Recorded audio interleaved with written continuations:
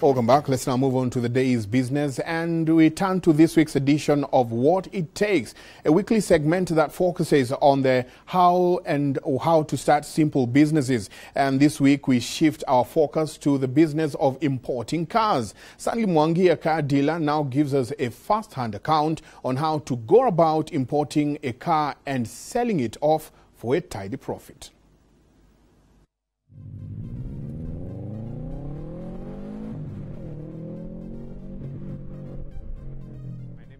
Stanley Mwangi.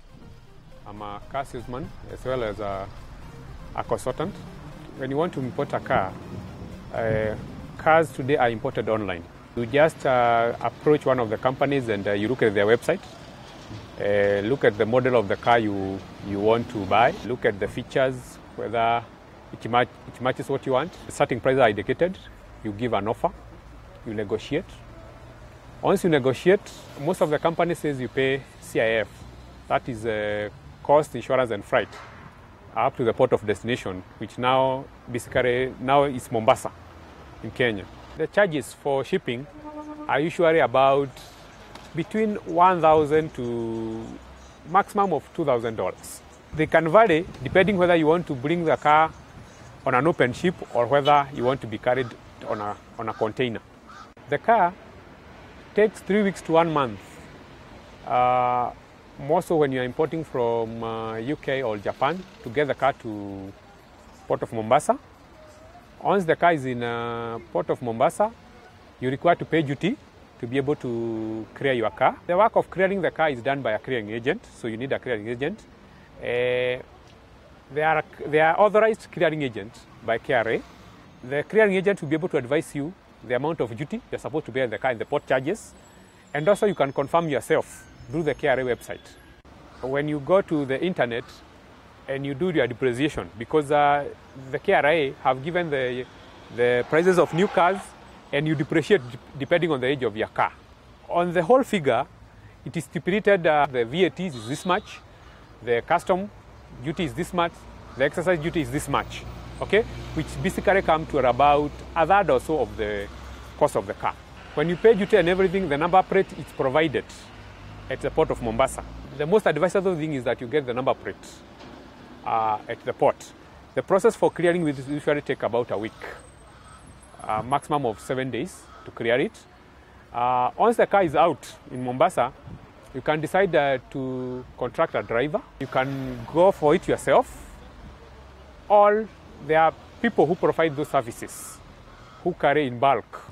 The cost of hiring a driver is about 10,000 to about 13,000, all inclusive. When you decide to bring that car on a flatbed, on those you hire a car, charges are between 16 to 20,000 per unit.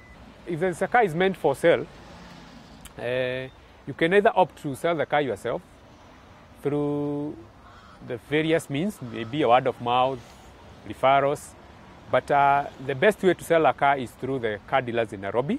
Most of the dealers, they have already an established clientele. And in business, people like dealing with people they know. Most of the car yard usually charge 2.5%.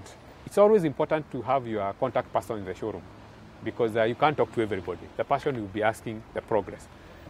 If you're a first-time importer, do your market intelligence very well to know which car is selling so that you bring the right car and you don't get burnt because you are just starting. That's what it takes to import a car.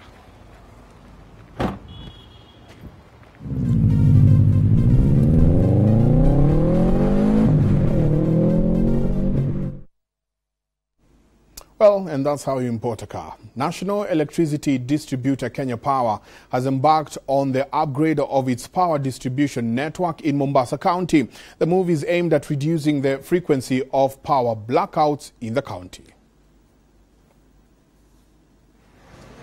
After decades of neglect and underinvestment, the country's sole power distributor has embarked on a plan to refurbish its power distribution network. Barely a month after the exercise was launched in Nairobi's industrial area, residents of Mombasa County are now set to benefit from that overhaul. What we are doing is cleaning up the network, changing rotten poles, reconductoring, changing transformers, undergrounding some portions of this. to support the existing network. And we have ranked manufacturers from industrial area as number 1, followed by Mombasa, followed by Nairobi North, and all the way to the smallest industrial area that we have in the country, that is Eldoret. Kenya Power will initially focus on reducing power outages in Mombasa's industrial area, which consumes the bulk of the county's electricity supply. The power utility firm has been under pressure to reduce the costly power interruptions that electricity consumers experience on a daily basis. It's going to be a fairly expensive thing because, we are changing, most of these poles are going to be changing from wooden poles to concrete poles. We are also refurbishing substations, like we have seen the Nyali substation is being cleaned up. We are cleaning up about 5 feeders from that substation and affecting about 60,000 customers. Kenya Power is also looking to stabilize its revenue stream by reducing the cost of fixing power outages. The power vendor projects to spend close to 13 billion shillings on revamping the national power distribution network this year. Bella Ganga, Citizen Live at 1. Well, today is the World's Anti-Counterfeit Day, a day set aside to reflect on the global war against trade in counterfeit and substandard products. But in Kirinyaga County, police have intercepted close to 2 million shillings worth of agrochemicals suspected to be counterfeit that had just been rejected by a coffee cooperative society.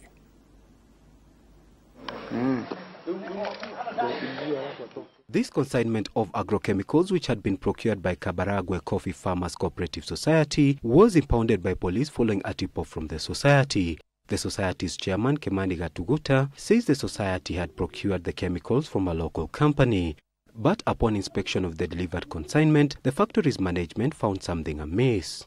The manager suspecting that it was not packed in proper things. The manager called me. We had already paid about 1,927,000 shillings. That same morning, we had to stop the checks, the payment of the checks. Hii lebo yake ni karatasi kidogo tu imewekwa, lakini yetu inakuwa ni kama booklet. Unaweza soma maelezo zaidi kuhusu dawa, ikikuingia kwa macho vile unaweza itumia, yote iko hapa. Pia kwa hii chupa iko clear, iko nyeusi. According to Kirinyaga East OCPD George Kingi, the police are now holding the suppliers of the chemicals and will charge them in court if the chemicals are proven to be counterfeits. And they are being traded by the owner to a non-destination. Because we had been told that there might be counterfeit goods, we intercepted them and we took them to the police station, where we are waiting for the experts to give us, to tell us whether these are counterfeit goods or not. Police in Kirinyaga East have since arrested the society's manager and 3 employees of the society to assist with investigations into the nature of the chemicals if found to have been counterfeit. A study by the Anti-Counterfeit Agency shows that Kenya loses over 70 billion shillings every year through trading counterfeits. For Citizen Live at 1, I'm Henry Gedaiga. Thank you, Henry. Let's now shift attention to our weekly agribusiness segment, Smart Farm.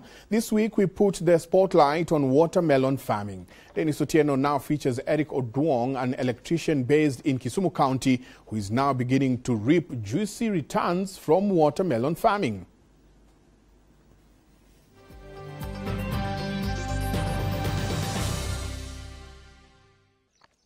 42-year-old Eric Oduongo has been a career electrical technician.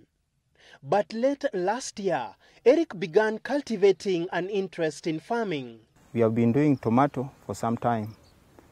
Not very small scale, but somehow large scale. Then, after that now, when I travel to somewhere in Rudi Kopany to visit a friend there, I found some farmer doing this business, farming melon. So when I walked with him around, I realized there could be much in this than in what I was doing in electrical. With 20,000 shillings he had in savings, Eric ventured into his newfound love, watermelon farming. a venture he has found simple to execute. It takes about 75 days to mature. So it is fast, good. Then I started on this now, melon, this year, with about half an acre, which I did harvest all of it by the end of last month, that is May. For half an acre, I could only get 7 tons, which I sold averagely at 20 shillings per kilo. That harvest, net of production costs which stood at 40,000 shillings, earned him 100,000 shillings. Agronomists approximate that an acre of watermelon can yield an average return of between 70,000 shillings and 80,000 shillings. But cultivating watermelons has its own unique challenges. My greatest appeal goes to the county government to help us about the main thing, marketing, so that we don't let our produce rot in the farms. Another challenge for Eric also comes in spacing, as the fruit comes in different sizes, ranging from between 3 kilos to 9 kilos. The demand for watermelons, though, is consistent all year round. Watermelons do well in hot coastal areas, dry eastern plains and hilly midlands, and not in cold places. Dennis Otieno, Smart Farm.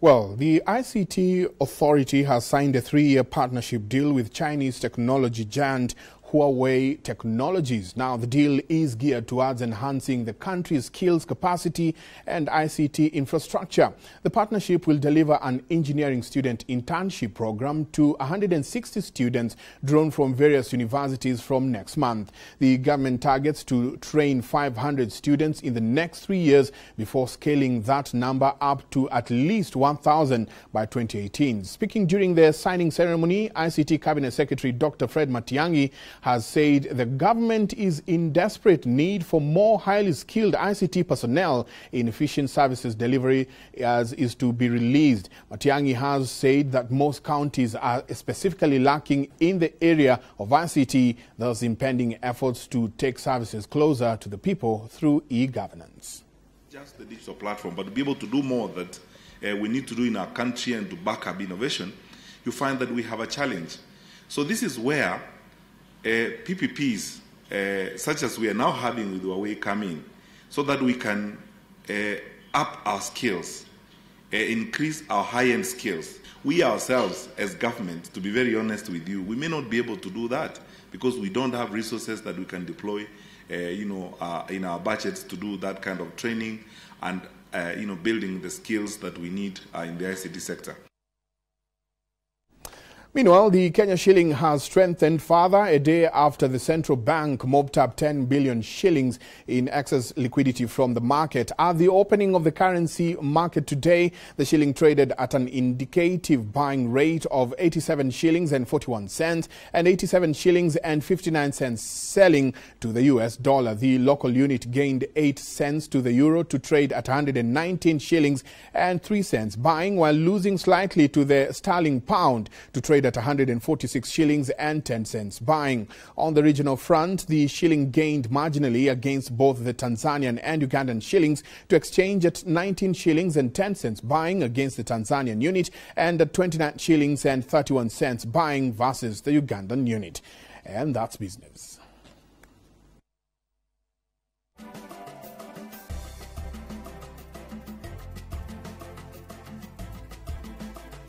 While you're watching live at 1, we take a short break. We'll be right back with the day's sports. Stay with us.